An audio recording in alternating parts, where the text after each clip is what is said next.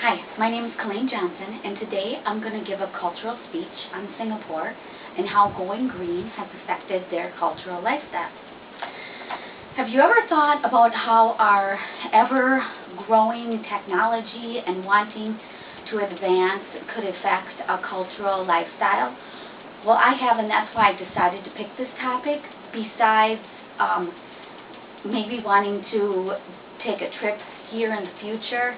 For several years I've been doing some fact-finding, but Singapore has decided to go green roughly about 2 decades ago, and their campaign will extend with the youth platform through 2050, and they decided on that to be able to be consistent and continue the growth of the country in a more positive fashion. And when the youth get to about 2050, that's about the time that they would be taking over Singapore. I'd like to share with you some positive impacts that Singapore has had due to going green, and focus mainly on a little bit on industry, transportation, and the gardens. Singapore is a small island in the continent of Asia. It's off the Malayan Peninsula. It's roughly the size of Chicago, and it's populated with about a little over 5 million people. It's made up of mainly 3 different cultures, which is Chinese, Indian, and Malayan. They all had a lot of influence on each other, being that they kind of, came to Singapore roughly around the same time. So as far as like their industry or their main traditional job roles are, a lot of them are the same. The Indian side of it took a little more artistic aspect to silversmiths work, and the Chinese basically didn't have a lot of tools to work with, so their traditional trade was anything they could do with their hands. The Malayan culture did a lot of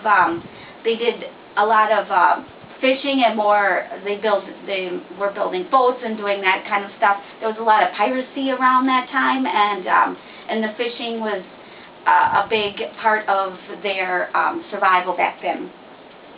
So as far as going green affecting how their cultural lifestyles was as far as jobs go, there's not, as the resources of the island kind of shrank due to the size of the island and the increase in population. There wasn't much room for farming or any kind of agricultural thing, so that kind of decreased, and they went to more of a white-collar, manual kind of labor jobs on the docks and stuff. But they put in a huge, very high-tech water distillery, so all the rainwater and stuff is captured by, later on I will explain, the super trees, which go down and get filtered, along with their own urine and wastewater, is all be able to be recycled and used in high-tech farming. And high-tech farming is basically, there's no soil involved in that, and they can be stacked. They can stack them very high. The plants are planted with a root base that's the humidity controlled with just the water underneath it. So that's how they've been growing mainly most of their fruits and vegetables now. Like I said, for at least probably the last decade, they've been establishing these kinds of farms on the sides of their buildings, and give a good opportunity for the farming aspect of agriculture to come back. And as far as the Indian side of it, which is a little more artsy, they've been doing a lot of more landscaping, architectural things, which has really come into play. I'll show you a few pictures about a little later on how how the land is just, they transformed it into a very curvy, architectural layout. And the Chinese, also big in agriculture, and they've kind of taken over more of the business end of it. So, as far as their traditional jobs go, it's kind of just transformed into that.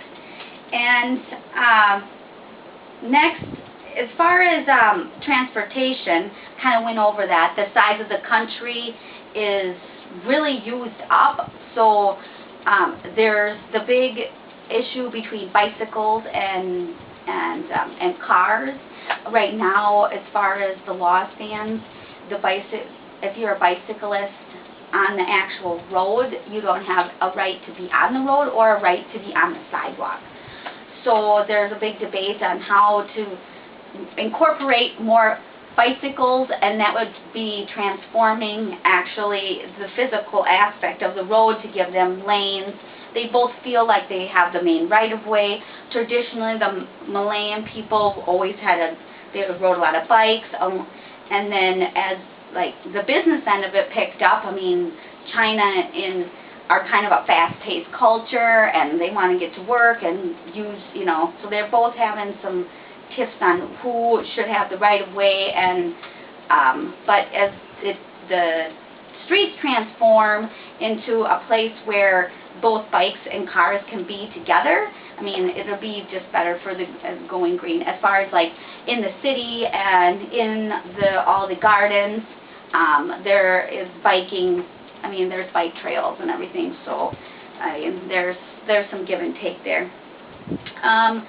As far as in Singapore was developed when it started to be developed into a modernized country, the government decided to take a strong stand because at that time Hong Kong was also developing, and they seen it turn into what they called like a cement jungle.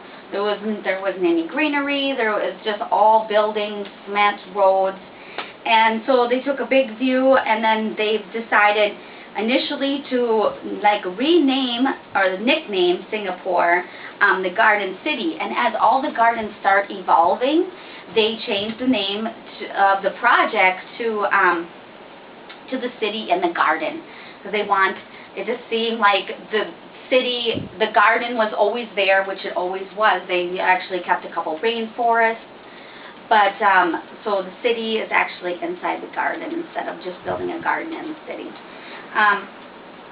Where people can live in harmony with their plants.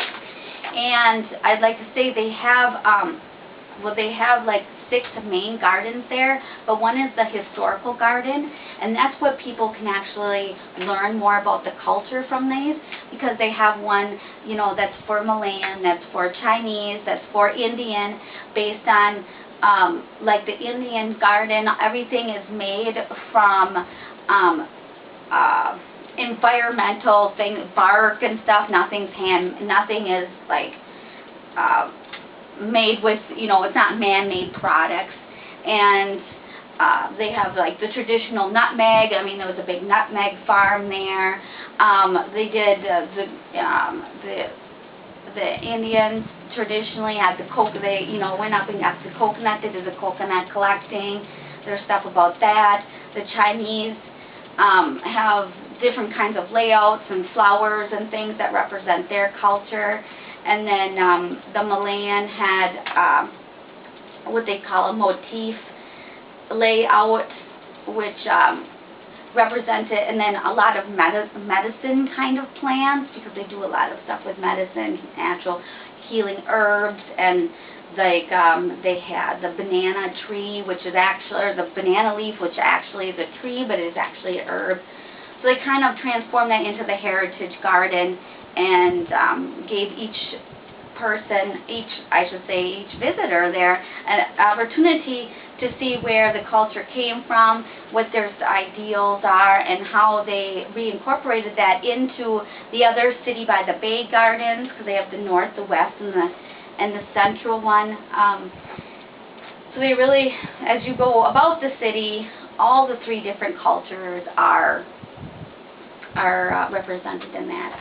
And the going green, as far as the lifestyle change, I really feel was able to bring back some of their real cultural lifestyle, as far as how they would work, how they would get to work, and how they all work together.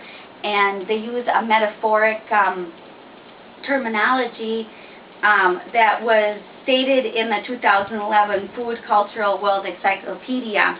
All the ingredients are separate and represented by each culture, but bound together by the dressing. The combination of all 3 cultures values help them long-term, the values help with the long-term green focus. Being a combined culture with low uncertainty allows the change to happen, and respecting high power provides the follow-through to maintain the long-term green goals that Singapore is looking for. And I would like to show you a few pictures now of some things that I have found and are cited on my outline.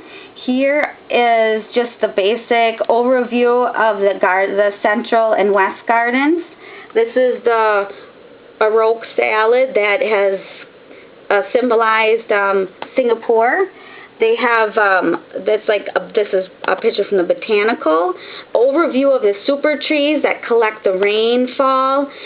This is the high technology gardening, the high-tech gardening, so they stack up all the plants and the waters underneath them so they can use less room, and they've been building them on the side of buildings. This is another picture. The traditional the Malayans riding the bikes to work, feeling that they have the right of way for their culture, and then now the more traditional Chinese let's get to work transportation system. But they do have the best hybrid buses in the world. So as you can see, this culture is very fascinating and is definitely something to check into. Thank you very much.